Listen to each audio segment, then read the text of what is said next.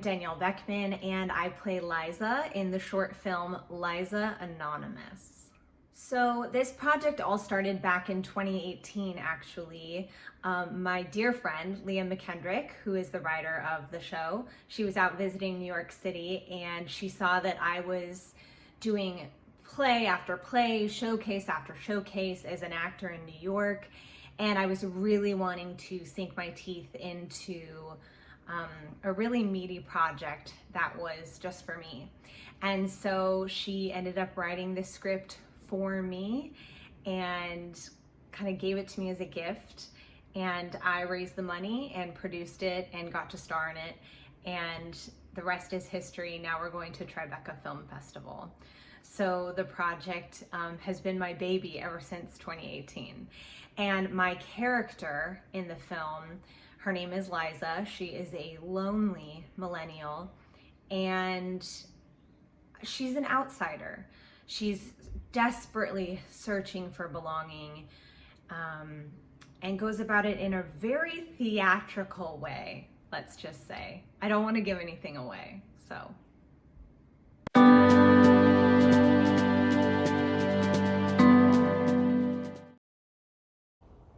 The visual style of Liza Anonymous came from Liza's motivation to belong. When we first meet Liza, she's centered in the frame and the camera is spinning around her, revealing her different personas for each support group that she's been visiting. It also signifies that Liza has been spinning lies.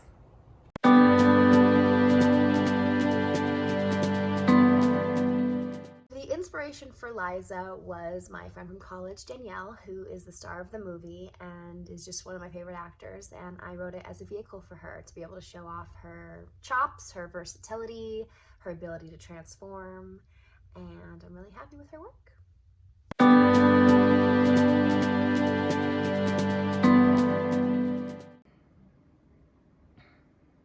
One thing that I worked on with my acting coach around the character of Liza was all the different personas that she, as the character, steps into. So not only am I an actor playing different characters, but I'm an actor playing one person playing different characters.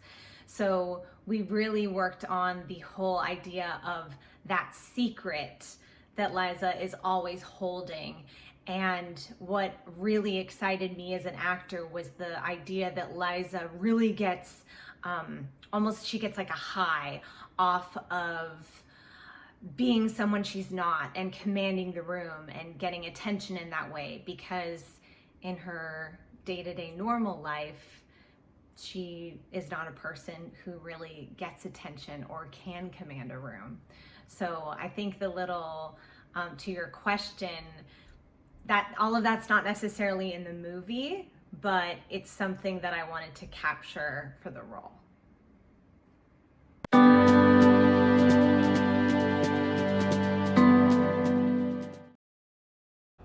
I purposely made the wardrobe of Liza over the top and bold to heighten Liza's desperation for acceptance and to show you just how far she would go to fit in. Wardrobe is how we express ourselves, but it's also how we identify and belong to a group. So it's interesting to see how Liza used speech and used outfits that were different each time in order to feel like she could belong to something. Shout out to Keely B. Styles, our wardrobe designer, who helped bring all of the Liza looks to life.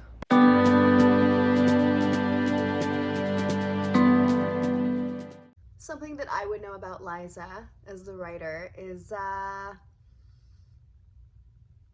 bet you Liza is a night owl like me, and I'll bet you she stays up all night going over and over in her head every social interaction she had from the day, judging it, trying to rewrite history and come up with better comebacks and better openers than she had in the moment.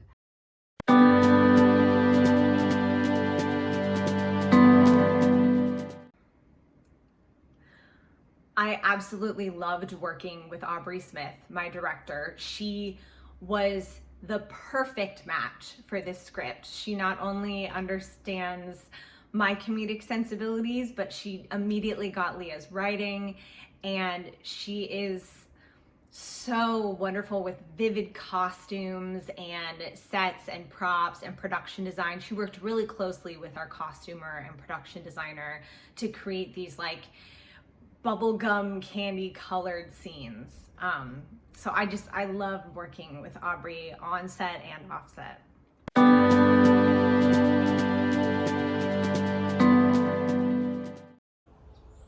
Whenever I start a film, my first question is, how do I make this memorable?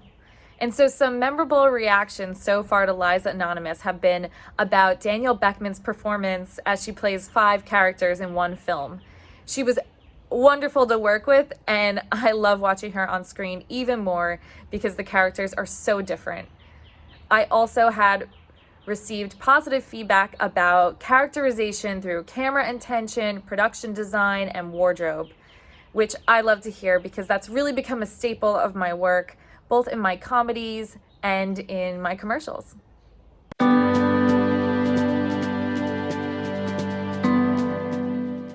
haven't really had any memorable responses to the film because nobody has seen it. I'm really excited for anybody to see it. It's really gonna be very naked and vulnerable since I have no idea what people are gonna say. I'll be drunk.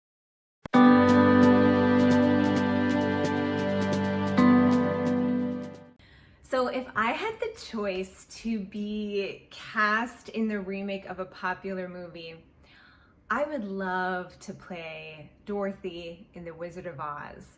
And if I could change something about the character, I think that I would make her funny.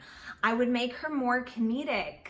I know the film was made in the 40s, so things are very melodramatic, but I would love in a remake to do that with a very funny female lead.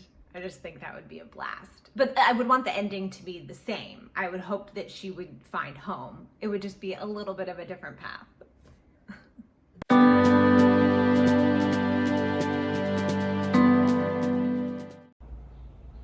Filmmaking is hard logistically and also emotionally taxing. So I have a great creative team behind me every step of the way for support.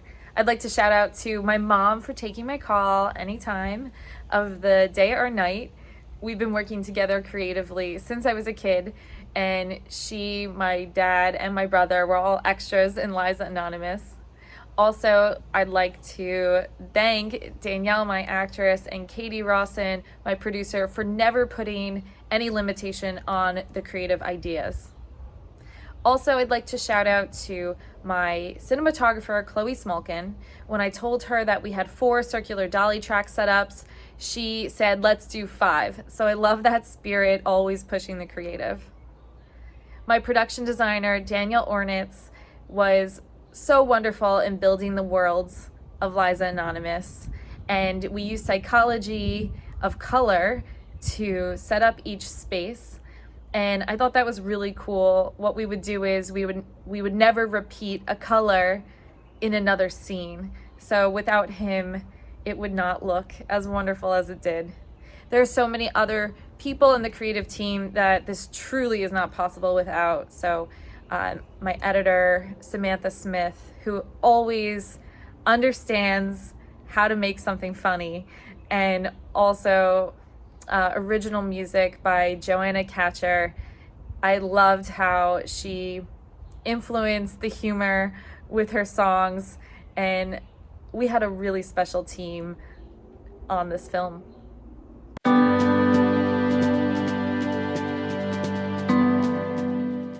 Yeah, I write all kinds of stuff all the time. I write poetry, I write song lyrics, I take my text message writing very seriously. My emails, a lot of proofreading going on there, a lot of rewrites. 5 of my favorite films. Well, I grew up on musicals, so gotta go with Beauty and the Beast, gotta go with Grease. I think I figured out pretty early on that sometimes your words fail you and you just gotta sing. You just gotta sing. I also really love horror films. I'm a big horror kid. So my favorites are The Sixth Sense and let's go with Get Out. Huge on M. Night, huge on Jordan Peele. Just amazed by their ability to surprise us and scare us a bit and also make us laugh. I'm very grateful for the horror films in my life. And then a film that has been formative for me as a screenwriter would be 3 Billboards Outside Ebbing, Missouri, because I cried on the plane when I watched it, just feeling like, just so jealous. Like, I'm never gonna be able to write like this, ever. But it's nice to have something to aspire to. I just think the script is so funny and dark and human and honest and painful. So painful, but somehow uplifting, and that's sort of always what I'm aiming for in my work, to show a wide range of human emotions and to not default to the obvious choices, and to maybe hopefully surprise the viewer a bit, like they surprised me.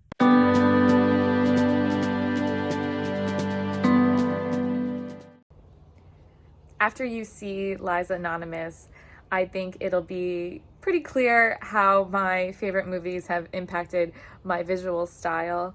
I love ensemble casts, witty dialogue, and colorful worlds.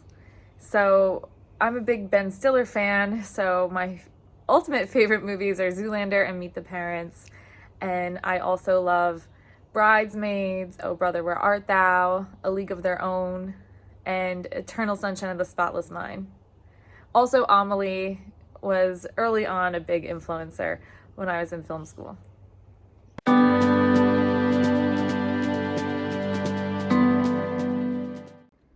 I just want to say thank you so much to Leah McKendrick. Leah, thank you for writing me this part. It was such an amazing gift. You have been in my corner since the beginning. We go all the way back to 2004. And so I love you so much. Big shout out to all of the Liza team, and also just a huge shout out to my family, my mom and my dad, and my husband, who actually worked as the script supervisor on the film as well.